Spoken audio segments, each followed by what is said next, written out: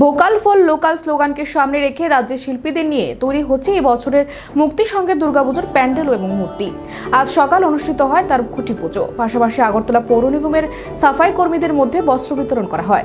Club সম্পাদক পিনাকি চক্রবর্তী জানিয়েছে, পুজো কমিটির সবটাই মহিলা পরিচালিত।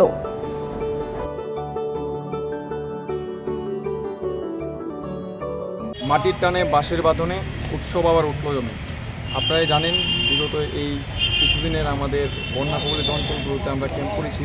তার পাশাপাশি মাকে তো স্বাগত জানাতেই হয় প্রত্যেক বছর নয়, এবারও আমরা মুক্তি সংঘ ক্লাব মায়ের আরাধনায় ব্রত হয়েছি। আমরা আজকে খুঁটি পূজা দিয়ে শুরু করলাম উৎসব। আমরা উৎসবকে মায়ের আগমনের যে শুরুয়াত আজকে শুরু হয়েছে। আমাদের এবছরের প্রতিমাতে থাকছে সাবেকি মূর্তি, আর আমাদের থিমে থাকছে ইচ্ছে ডানা।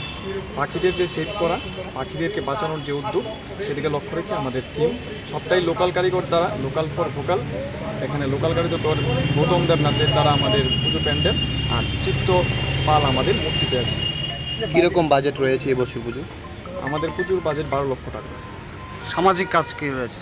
সামাজিক কাজ যেরকম আজকে আমরা আমাদের যারা আমাদেরকে স্বচ্ছ এবং সাফাই রাখে, আমাদের সাফাই কর্মী যারা ভাইয়েরা আছে, ওনাদেরকে আজকে আমাদের পাড়ার ছোট বোন রেশমিতা রায় ওর যোগা অ্যাসোসিয়েশনের পক্ষ থেকে ও বস্ত্র বিতরণ করবে।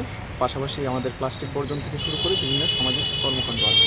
এবং আমাদের পুজোটা পুরোটাই মানে আমাদের সবটাই মহিলা পরিচালিত পুজো কমিটি। আমাদের এখানে মহিলা এই সভানেত্রী আছেন, যিনি পুজো কমিটির সভানেত্রী।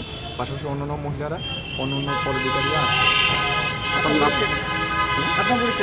আমি পিনাকি চক্রবর্তী, মুক্তি সংঘ ক্লাব সেক্রেটারি।